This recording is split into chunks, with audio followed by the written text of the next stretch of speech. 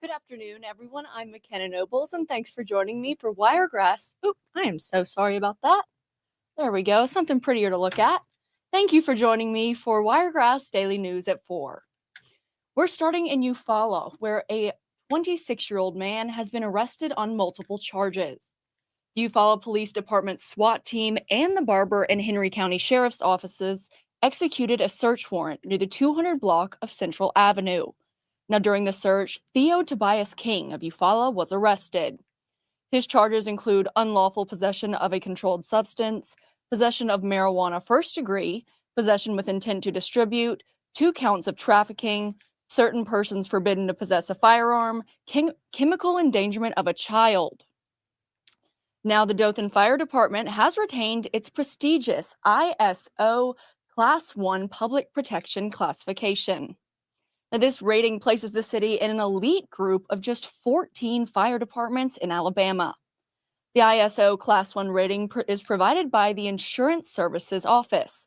It evaluates fire departments across the United States on their emergency response capabilities. Now, factors included in this evaluation include emergency communication systems, fire department equipment and staffing, water supply systems, and fire prevention efforts. Now, ISO ratings range from 1 to 10, with 1 being the highest possible rating. Fire Chief Larry Williams called the achievement a team effort, crediting the department's employees. Also saying, quote, "This is truly a great moment for all of us and could not have been achieved without the hard work and diligence of all our personnel.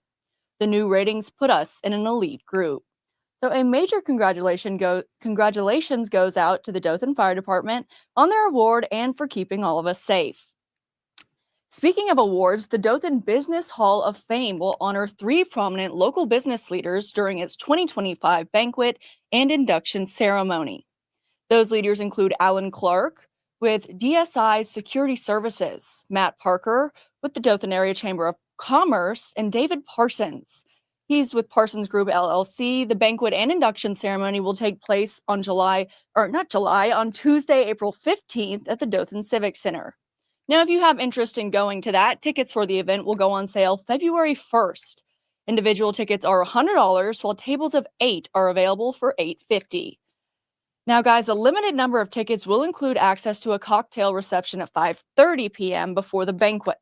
And for tickets or additional questions, you can contact Alicia Etheridge, the Director of Events and Programs, at 334-792-5138.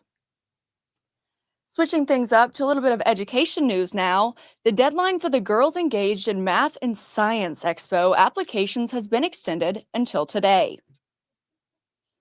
This one-day event will be held on February 13th, that's next month, at Landmark Park, providing an exciting opportunity for young girls to explore STEM fields. Now, the expo offers activities like a student project showcase, interactive STEM investigations, and the chance to meet female role models in science and math. It's open to teams of 3 to 10 girls from grades 2nd to 12th grade, with schools encouraged to participate. Now, if you're interested in this or you think your child might be interested, you can visit gymsu.org or email administrator at alex. Oh, I'm sorry, that got cut off. Let me check over here. Let's see. You can email administrator at alex.state.al.us for more details. And if you are interested in going to this and bringing your kids to it, it could be a great thing to kind of explore maybe some new hobbies or interests. So it could be something fun. So you might want to go check that out. Now, our next story is today's video story, and it's an interview with Scott Parsons and Clay Dempsey. Now, these two guys were amazing. They were super nice, and they play a major role in all the musical performances and events that happened here in Dothan. Let's take a look at a quick little sneak peek. All right, who are you? Introduce yourselves. So my name is Scott Parsons, and introduce yourself. My name is Clay Dempsey. And who are you guys? So I guess in the context of that question, I'm a representative of Live at the Opera, Inc., and we are a nonprofit concert promoter based in Dothan. And I'm the former arts director in the city of Dothan, so I'm in charge of the Dothan Civic Center, booking shows, bringing shows, soon to be Dothan Opera House, as soon as it opens back up, and then Porter Park, as soon as it opens. Cool. And so what events do you guys have coming up? If you want to we can get into the Civic Center and that kind of side of things, but if the opera. So coming up next week or next concert, we are hosting some of the audience may be familiar with Blackberry Smoke, which is my dad loves them. All right. I have a shirt actually. That was really? his. It's one of my favorite shirts. It's a tie-dye blue shirt, a Blackberry Smoke shirt. All right, cool. So we know one person's familiar with them there anyway. But anyhow, big Southern rock band across the nation, and we're not having the whole band. We're actually doing a songwriter show. So Charlie Starr is the front man and guitarist and lead singer of Blackberry Smoke. Benji Shanks is one of their guitarists, and that duo is playing downtown Dothan next Wednesday, January the 15th at the Forum. So they're doing a short run of this kind of duo set up for concerts. They're playing at 38 Songwriter Festival, one of the headline acts next weekend down there. So we were fortunate to snag them to stop here in Dothan on the way down.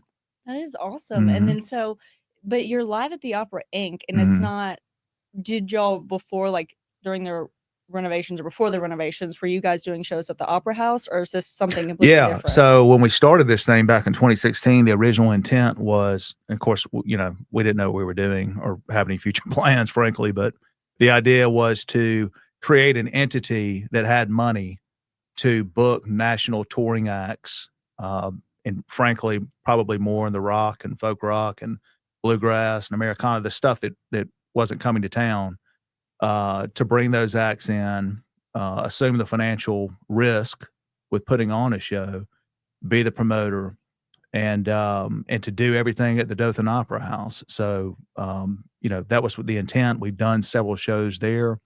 But we've kind of branched out and done shows at places that aren't really.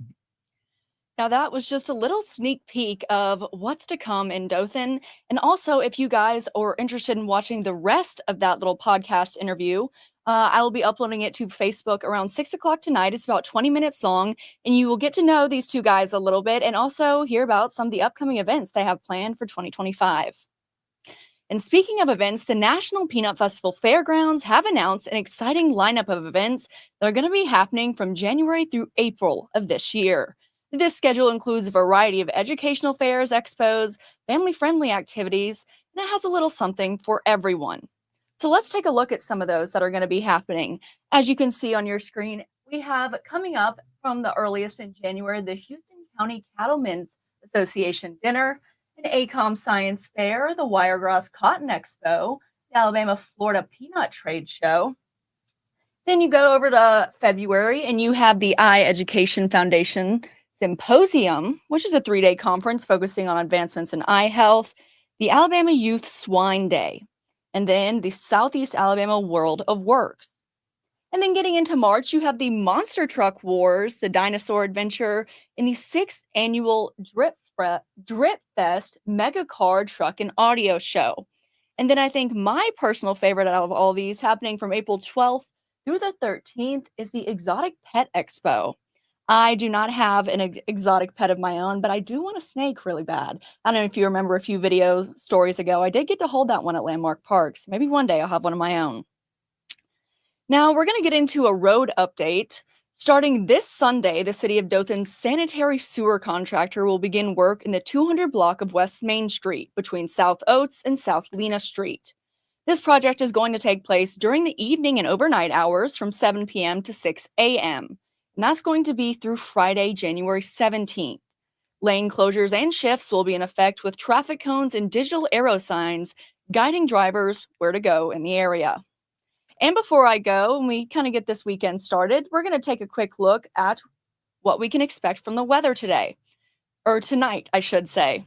So as this evening, it kind of makes its way in. The rain that we've seen pretty much throughout the day is going to kind of go away. It's not really going to be around as much, but the clouds are going to be staying around. Now the low is going to dip to 36, so definitely not as cold as we've seen the past few days. And we're going to have winds of about 10 to 20 miles per hour. And this rain is decreasing down, I just read, to an 80% chance, or rain decreases 80% overnight. So it's looking like maybe tomorrow will be a pretty day. Maybe go outside if the ground isn't too wet, because it was raining all day today.